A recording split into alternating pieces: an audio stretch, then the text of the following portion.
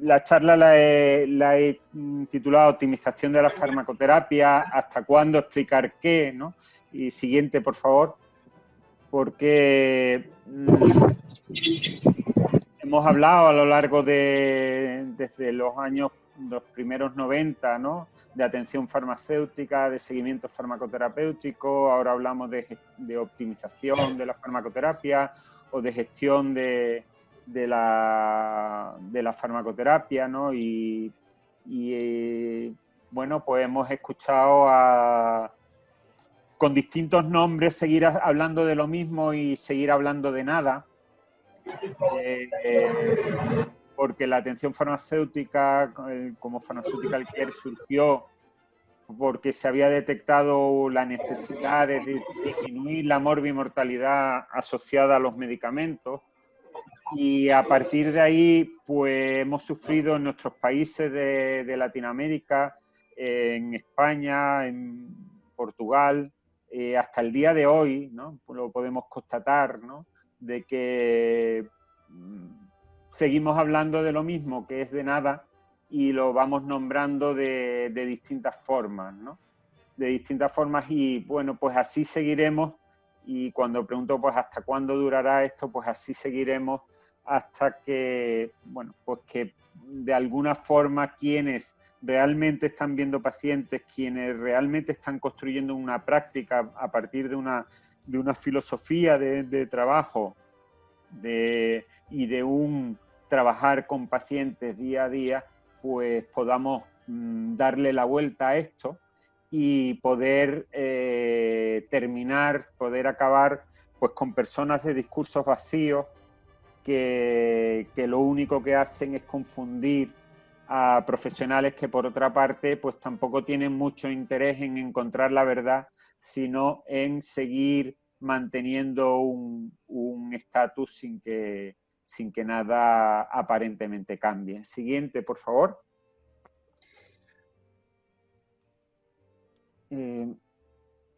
Por eso me pregunto ahí, y quiero seguir pasando, ¿no? Pues hasta cuándo seguir escuchando, ¿no? A gente que no sabe de lo que habla, esperar una transformación de una profesión pues que parece que no está pues dispuesta a cambiar porque en el fondo no la desea, ¿no? No lo desea, a seguir diseñando cursos, seguir diseñando conferencias, seguir diseñando posgrados de aquello que se ignora, que es además bastante curioso, y en definitiva pues seguir haciendo o hacer ricos a quienes sí saben lo que quieren, que es pues engordar sus bolsillos, engordar su propio ego, ejercer el poder por el poder en sí mismo dentro de una profesión de una forma pues empequeñeciendo su mundo, pero al final intentando mandar en ese pequeño mundo, ¿no? Siguiente, por favor. Después de estas preguntas que me hago desde un punto de vista de como colectivo, ¿no? Porque después de mi primera charla, yo creo que la di hace 23 años, ¿no? Y 23 años después sigo escuchando las mismas cosas, ¿no?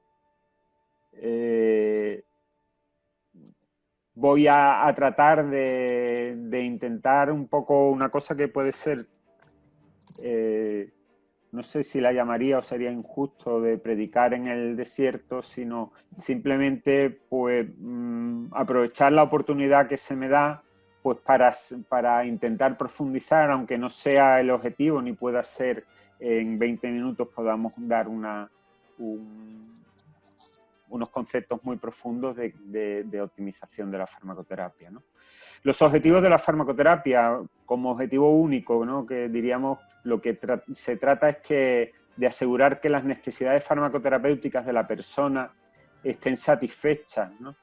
Y para que estén satisfechas no solo tiene que haber medicación, ¿no? Sino que la medicación realmente esté siendo lo más efectiva y segura posible en esta persona que la está utilizando, y que esa medicación sea solo la que no tenga más remedio que utilizar, ¿no? Y yo creo, quédense con esto de que no tenga más remedio que utilizar, porque en este proceso de seguir aprendiendo, de que no es otro proceso que de seguir equivocándonos y de seguir intentando profundizar en esta práctica, pues esto de que no tenga más remedio que utilizarla me parece que es una clave importante, ¿no?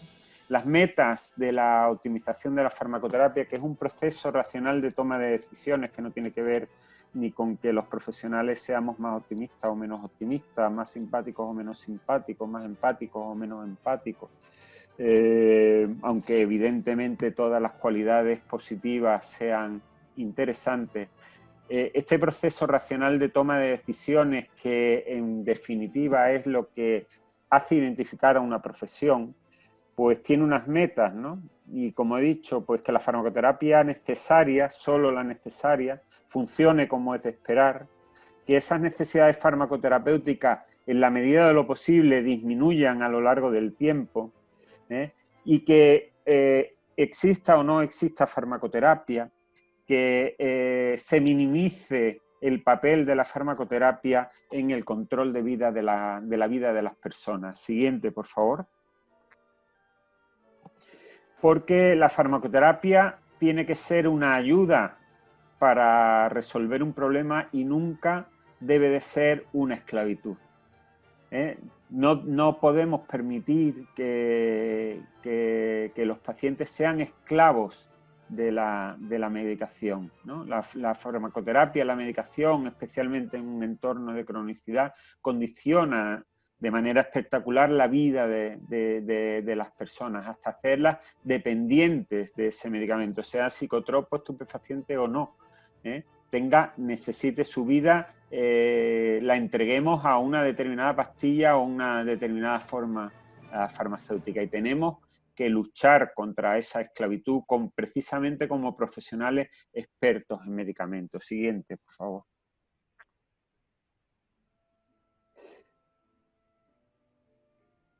Siguiente. Gracias. Dicho esto, el método, como he dicho, para la optimización de la farmacoterapia es un método concreto, no vale todo, no tiene que pensarse de ninguna otra forma. Igual que un piloto en México, en Argentina, en Perú, en España, en Alemania, en China, trabaja exactamente igual y tiene un proceso racional de toma de decisiones en el que nos identificamos y nos da igual que nos montemos que subamos a un avión de japonés o un avión mexicano o un avión español, ¿no? Igual que un arquitecto trabaja exactamente igual, sea en cual sea el lugar del mundo, o incluso un fontanero trabaje exactamente igual, nosotros también tenemos un proceso racional de toma de decisiones que nos identifica y que no cumplimos y que nos saltamos cuando hablamos de optimización de la farmacoterapia, de seguimiento farmacoterapéutico, de gestión integral de la farmacoterapia, de lo que ustedes quieran cuando queremos nombrar estas cosas. Y es un proceso para asegurar esas metas y que los medicamentos que necesitan nuestros pacientes tengan una indicación, alcancen una efectividad concreta.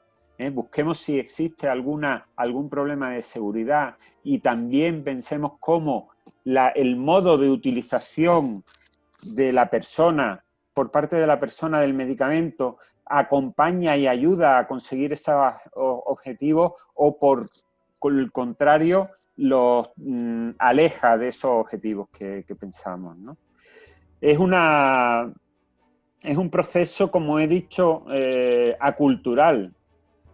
Igual que ser piloto es acultural, ser arquitecto, ser fontanero, ser cualquier profesión que reconozcamos y que veamos que es reconocible. Da igual el lugar y la cultura de la que procedamos, ¿no? La optimización de la farmacoterapia es acultural, debe ser reconocible interna y externamente. Debemos aspirar a que los otros profesionales reconozcan y sepan cuándo podemos ser de ayuda. y por supuesto las personas que utilizan los medicamentos. Y por supuesto es independiente del sistema sanitario.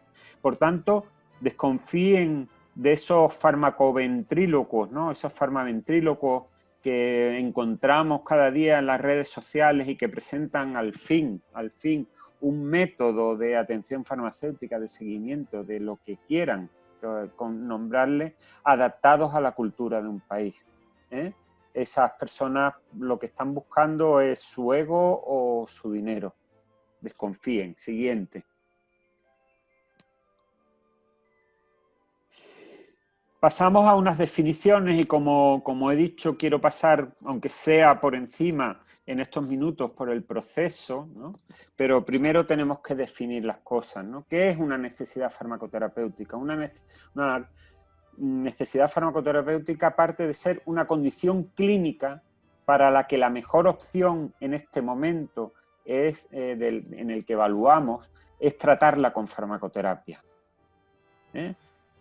Y es una condición clínica que tratada con farmacoterapia, la farmacoterapia nunca debe ser el 100% de la terapia, porque es en esa parte no farmacológica donde estableceremos un proceso de liberación de la persona que toma los medicamentos, ¿no? Y es muy importante tener claro lo que es una necesidad farmacoterapéutica y después un concepto que llamamos, que se denominó Medication Experience en inglés, la experiencia farmacoterapéutica que hemos traducido al castellano, que es la percepción personal y exclusiva de la persona sobre sus medicamentos y sus problemas de salud. Una percepción que nace de su propio aprendizaje vital, es una percepción cultural también, ¿no? Y nace de su propio aprendizaje vital y le conduce y le conlleva a una actitud y a una forma determinada y única de relacionarse con los medicamentos. Es importantísimo a través de la relación terapéutica conocer cómo es la experiencia farmacoterapéutica de la persona, porque es a partir de ella cómo, utilizando nuestros conocimientos de farmacoterapia, podremos resolver los problemas y conducir a esa liberación del paciente de medicamentos. Siguiente, por favor. La experiencia farmacoterapéutica es algo subjetivo, es algo personal, como he dicho, de la persona que utiliza medicamentos y es equivalente a lo que llamamos la experiencia clínica del profesional, que comprende todo ese conjunto de aprendizajes que hemos tenido como profesionales, que tienen que ver con experiencias repetidas, con experiencias que hemos aprendido a través de la experiencia de otros profesionales, etcétera, y que condicionan nuestro modo subjetivo de entender cómo podemos resolver los problemas de la persona que tenemos enfrente. Siguiente, por favor.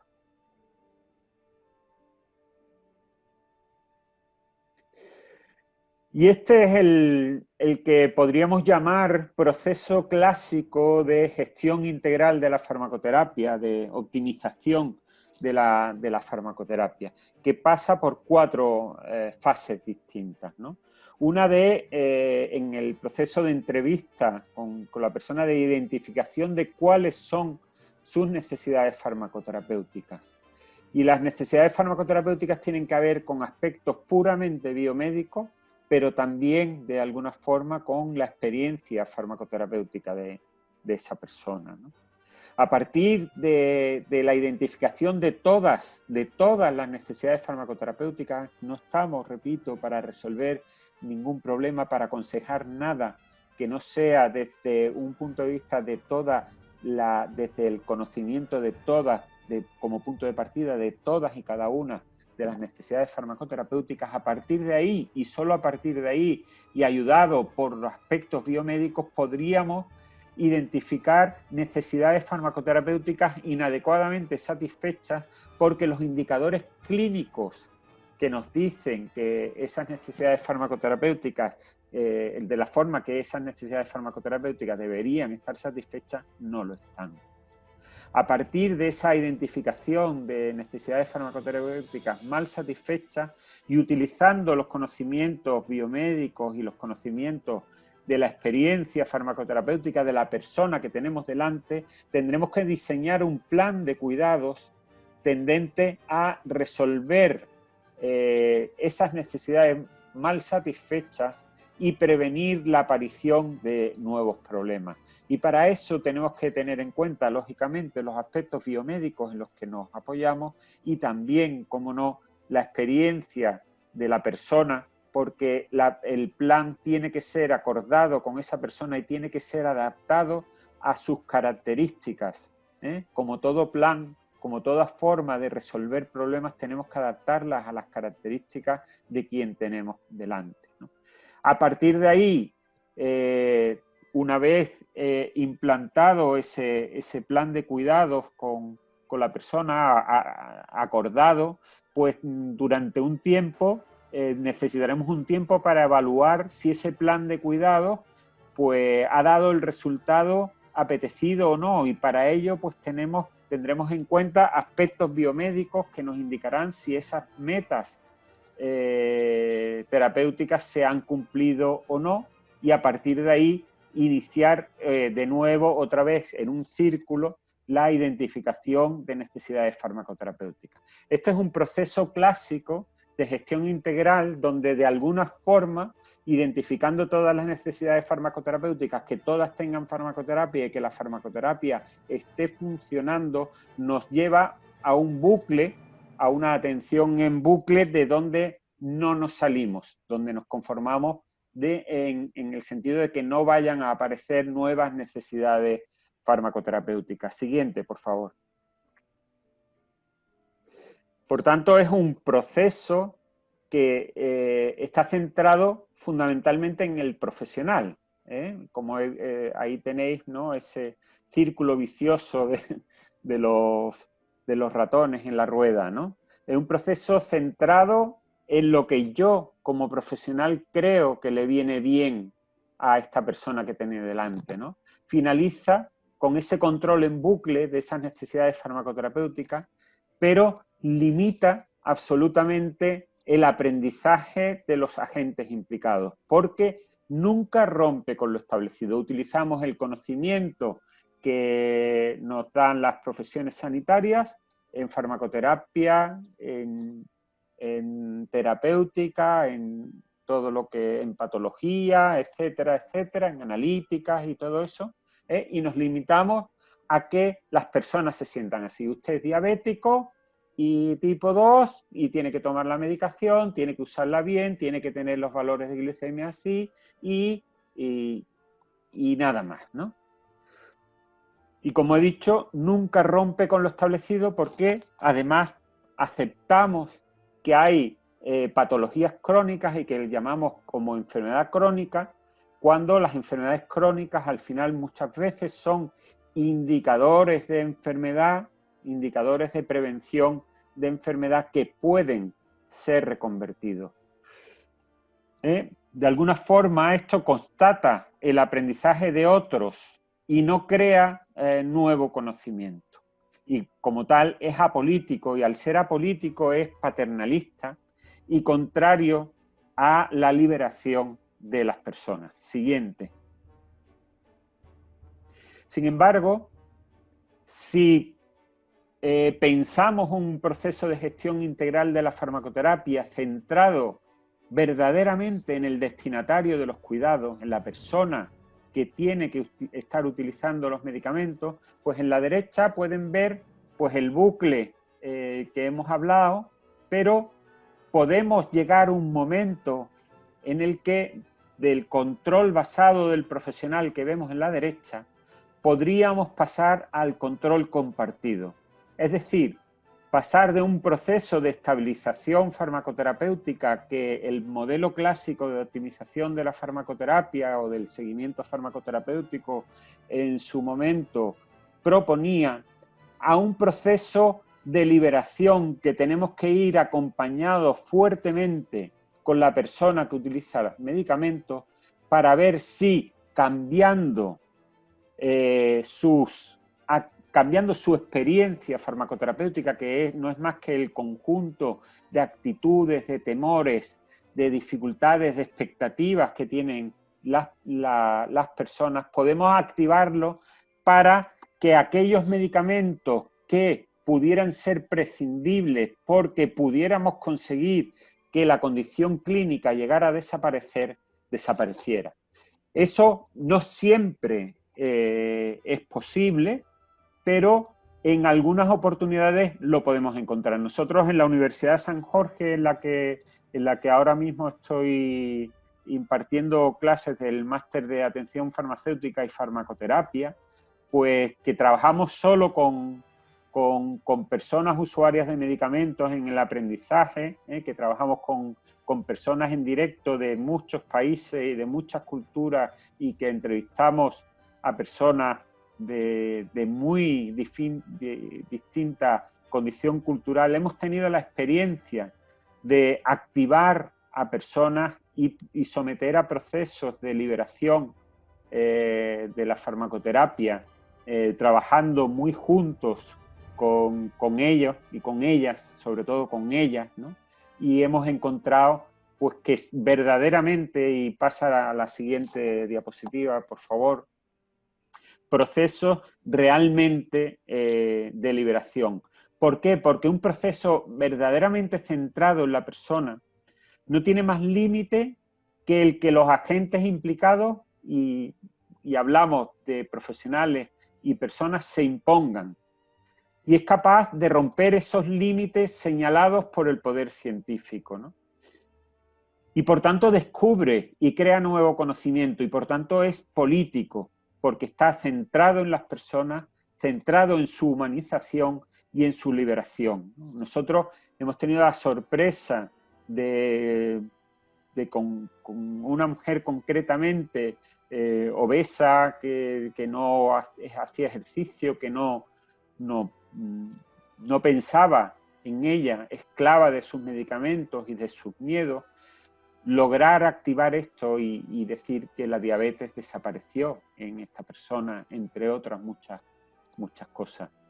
Y ese romper los límites que nos acota el poder científico, que es un poder político, también con otros intereses centrados en el consumo de medicamentos, fundamentalmente, pues nos puede producir esa ruptura que conduzca a esa humanización y a esa liberación de las personas del yugo que representan los medicamentos. Porque nosotros seremos expertos en medicamentos, por supuesto, pero ser expertos en medicamentos significa poner al servicio de las personas los medicamentos y saber que las personas no tienen por qué utilizarlos si no son necesarios, si pudieran no llegar a ser necesarios. Siguiente, por favor.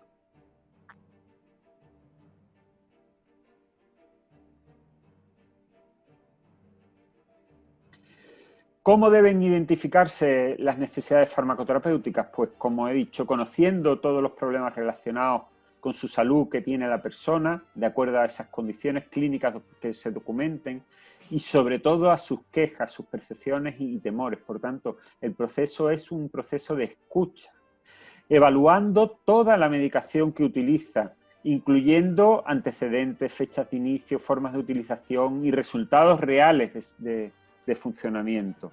Y sobre todo escuchando para entender la experiencia, no para juzgarla y que no sirva de factor liberador.